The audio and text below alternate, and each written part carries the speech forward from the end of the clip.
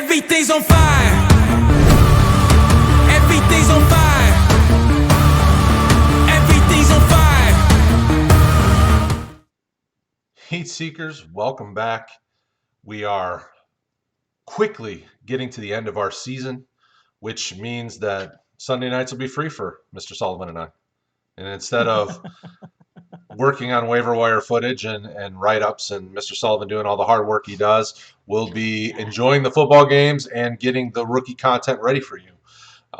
We thank you guys for hanging out with us. I know quite a few folks watch this video every Sunday or Monday or Tuesday whenever your waivers roll, and we appreciate it. It's been fun this year. This year's been a little different. You know, obviously, we've not done waivers like this before in the past. We've put together content, put it up on YouTube, and we decided to jump in that water, dive in, and start swimming, and it's been fun.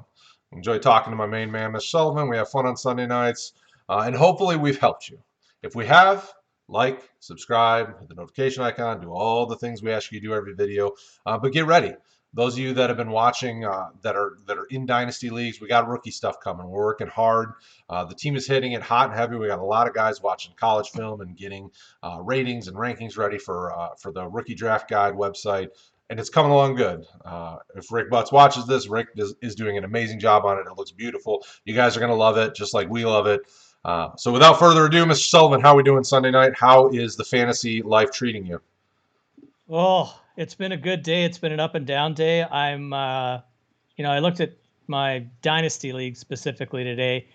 I think I'm going to be in an 8 of 10 of them. Where I'm going to land in them, I'm not 100% sure. This game tonight has been a whirlwind of emotions for me. I don't know if you saw it, but Tyrek Hill had a touchdown catch that he didn't even realize was a touchdown catch. So it was I don't know how long the pass was, but it went in, bounced off Tyreek's helmet, off the defender's helmet, all the way up in the air, came down and landed on Tyrek, and it never touched the ground.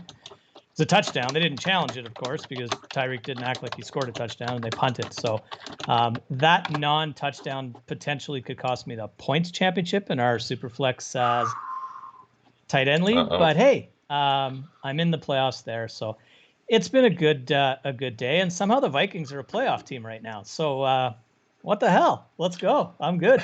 And I saw the graphic during my Lions game, and this week was so much different because I was happy. I was happy that they won. I was happy they beat the Bears. I was happy that the graphic showed them in the playoff hunt because it's all without Matt Patricia. I would love to see them go 9-7 just to spite him. And the team looked happy. They looked engaged. They looked alive. It's like, where was this team weeks ago? They should have fired Patricia sooner, but they didn't. We're here. They looked good. And the first guy on our list is a guy from this team. So I'll let you start it, but I'm going to say that this guy would be a priority ad for me because he looked like he was excited to be back playing football. But go ahead and start us off with quarterbacks, Mr. Sullivan. Yeah, so we'll start a quarterback like we always do. And the aforementioned Matthew Stafford is at the top of the list. He's about 55% owned in ESPN and about the same in Yahoo leagues. I was really impressed with what I saw out of the lines today. It was kind of like a little bit of last year where Darrell Bevel, it looks like he has control of that offense completely now, and it was more vertical. It helped Stafford today that they were trailing for most of the game, and they had to kind of get up and go. And I think it helped that their running game was a bit beat up as well. But no, he looks good. If there's a chance that Kenny Golladay gets inserted back into this lineup with the way that Stafford looks right now, he'd be a guy that I definitely would want to add. Another guy that looked really good today, and go figure when he's not playing in minus temperatures and hurricanes and snowstorms, was Baker Mayfield. He lit the Titans up today. I think he had 4 touchdown passes in the first half. Probably could have gone for 505 in this game if he needed to, but they really sort of slowed it down in the second half. And then the third guy is my man, Old Man Rivers, that just, you know what? He's been very serviceable the last few weeks. He had a nice over 20-point fantasy game today. Different kind of ownership there. 15% on ESPN, but 40% on Yahoo. So it's contradicting, but it's still widely available. So and he has the Raiders and then the Texans again in the next 2 weeks. So if you're going into your fantasy playoffs in 14 and 15, you could do a lot worse than that. But I like all three of those guys, but I'd be Stafford 1, kind of like I read him. Stafford 1, Baker 2, and Rivers 3. How about you, my friend? Yeah, probably similar. I mean, so for next week, when it comes to the strength of schedule, I would probably go Stafford, Rivers, Mayfield, but then Mayfield, the 2 games after, have the Giants and the Jets. I mean, so those are sweet Yeah. matchups. So if you have a concern that he won't be on the waiver wire after this week, I would probably go Mayfield. Um, Stafford's gonna have some fun games these next few weeks. I mean, Green Bay, he always plays them tough. So and with this kind of this revitalized Detroit team, we saw what Green Bay was doing this afternoon to Philly. I mean, Philly was moving the ball; they just couldn't get it done. So Yeah. Stafford would still be my one across the board because I think he should still have good matchups. So the Tampa Bay matchup will be probably the toughest of the three defensively, just because of the way Tampa Bay plays. I think that could cause some trouble, but I would still go Yeah. Stafford. I would still go Mayfield. Rivers, you never know which Rivers is going to show up, but these are pretty solid matchups the next 2 weeks. But then he runs into the brick wall of the Steelers. So, Bud Yeah. Dupree's out, obviously, so that does change things a little bit, but they still have so many talented athletic rushers that can get to the passer. So I would probably steer clear of Rivers if you have to play him for all 3 weeks or if you need him for all 3 weeks kind of thing. I don't disagree. I think that's a good assessment for sure. Moving on to running backs. It's still very thin. There's not a lot of lovely talent there. We talked about Frank Gore last week and getting yourself a starting running back off of the waiver wire. Well, Frank Gore was concussed pretty early in this one, and Ty Johnson took over, and Ty Johnson looked pretty darn good considering. So, lo and behold, Ty Johnson's on this list. He's virtually free. He's 0.3% owned on ESPN and 1% on Yahoo. I think just his close family members own him in redraft this year. So if you want him, you can go get him. We went for over 100 yards, and I believe he scored a touchdown today too. So not too shabby there. A gentleman we talked about last week that needs to be owned everywhere is Cam Akers. Still 35% on ESPN, only 52% on Yahoo. If you watched any of the Rams game today, I know that Henderson broke one, about 38-yard touchdown score, and Malcolm Brown had a nice gainer on a nice reception. But that's Cam Akers' backfield right now. He just clearly looks like the better back. And I believe that towards the last few games of the season that Sean McVay will feed him more so than ever. Started slow, didn't have an offseason, injured in the whatever the preseason was, and then injured in like the second or the third game. He looks healthy and he's really looks good to me. And the last one, I'm just kind of throwing a dart with Zach Moss. There's not, like I said, not a lot out there. Zach hasn't played his game this week. I like him because he's the goal line back in that offense. Singletary doesn't play in the red zone. Moss plays in the red zone and specifically inside the 10-yard line. So if it's not Allen scoring a rushing touchdown, it's going to be Moss. Doesn't have done a whole lot. He's had 76 touches and about 300 some odd yards this year. But at the same time, he makes the list due to the thinness of this position. Cam Akers, by a long shot, is my number one. And then I would probably take Ty Johnson due to volume, and then Zach Moss 3. Absolutely. I mean, Akers has the best remaining schedule of these running backs. New England, the Jets, and Seattle. I mean, those are all defenses that he should be able to run just fine on. So Akers would definitely be the guy targeted. And if Johnson at this point appears to him and Josh Adams are kind of the only healthy running backs at this point. Johnson's got speed, like he can take it to the house. So I would definitely be fine with that as well, especially because there's a lot to go on. So absolutely spot on. Cool. All right, the wide receiver position, we have Kiki Kute of the Houston Texans, blast from the past. Guess who's sorta.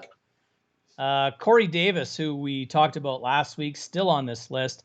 Now, the Yahoo people have listened. They're up to 71%. The ESPN people are dragging their feet at 51.5. Corey Davis needs to be an 85% plus owned fantasy asset at this stage. 11 of 12 today for 184 yards. Scored a touchdown. Seems to be bailing out Tannehill a lot. Mm-hmm. I think he looks fantastic. And T.Y. Hilton, who is kind of heating up at the right time for you. If you drafted T.Y. Hilton, you've probably been disappointed. You may have even dropped him at some point this season. But now's the opportunity to pick up T.Y. Hilton. He looked really good today. He was pretty darn good the week before. Seems to be gelling with Rivers at the right time. And again, 2 nice matchups coming up here with Vegas and Houston. And again, to your point earlier, the same with Rivers is maybe not the Pittsburgh game in week 16, but you got to get to week 16 to worry about your lineup in week 16. So I like T.Y. Hilton here. This one, I'm going to go with Davis 1, Hilton 2, and Kute 3. And Kute's a very close to being number 2. I always go back to when he was a rookie in training camp when DeAndre Hopkins said, this kid's as good as I am. He just hasn't been able to stay healthy. Now he's healthy. Fuller's out. Cooks was banged up a bit today as well. I think Kute's got a shot here, and he doesn't have the worst schedule in the world. It's not great, but if you're desperate for a wide receiver, you could do a lot worse. Yeah, I mean he's got some tough matchups: Chicago, Indy, but then week 16, Cincy. So it's doable, not amazing, but Deshaun Watson is amazing. So he gives everybody an opportunity to be successful in that passing game. So yeah, I would agree. Corey Davis has got to be the favorite here at this point. It's almost as though him and A.J. Brown have flipped positions because A.J. Brown last year was getting this kind of action, and Tannehill seemed to trust him the way that he's trusting Corey Davis right now. So I'm all in on Corey Davis. Rick and I were always in on Corey Davis, but then, we got to the point where we got tired of him, and now he's got the Devontae Parker 10th year breakout going on. So I'm all in. Give me all the Corey Davis you got. Luckily enough, in a RotoHeat Superflex V2 league, I have him, and I've been playing him probably for a month now. I mean, he's been consistently pointing. So all in. What do we got at tight end? Tight end. We have Cole Comet of the Chicago Bears, virtually unowned, scored a touchdown, has taken over the role from Jimmy Graham, whatever that role might be, with either Trubisky or Nick Foles. And it looks like Trubisky's probably going to hang on to that role for the rest of the season. I don't know. Tyler Higbee, who we mentioned last week, scored today. Higbee had, what did he have? Four catches for 24 yards and a touchdown. That's tight end 1. That's just the reality of it all. And Logan Thomas is back again. We'll just keep talking about Logan Thomas. He catches passes and he throws passes, so that's sort of fun. And, since week 6, he's tight end 9. So Alex Smith has taken a little bit of a shining to Logan Smith. He's a big target. Tough one this week against the Steelers tomorrow night. But at the same time, tight end's a dumpster fire outside of about 4 or 5 guys. Hopefully you all watching this have Darren Waller and played him today, but not everybody has that luxury. So I think I'll take Higbee here, then Thomas, then Comet, but I don't really love any of it, to be totally honest. Yeah. I started the other side of that. I started Gesicki in a couple of leagues that I needed to get into the playoffs, so I was pretty happy. Nice. Cole Komet was the only tight end in this draft class that I had any interest in owning. I love his upside long term.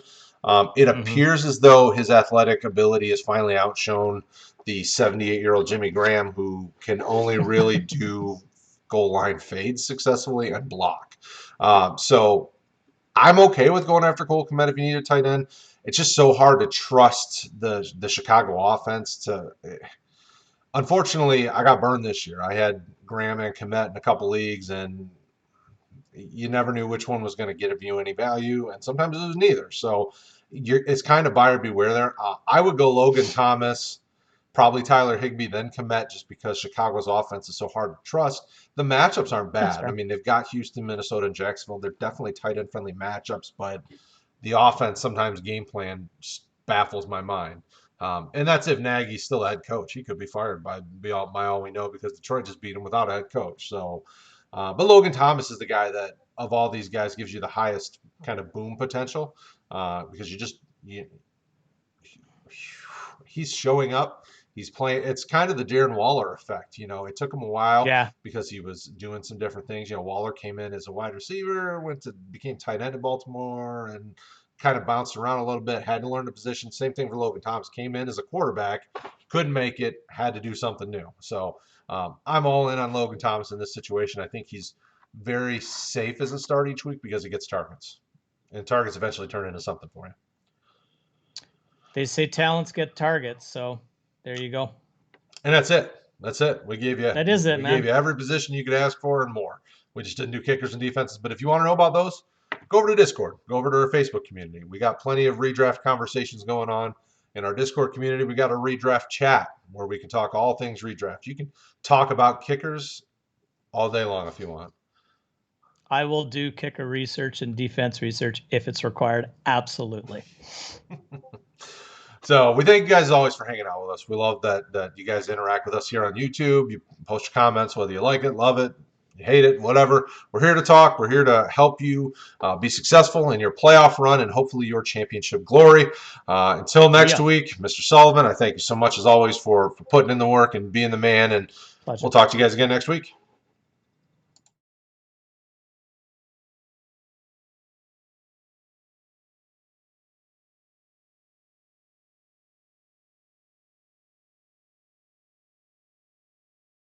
Also, right there, playlist. Hit it. Watch the videos. Do it. You want to.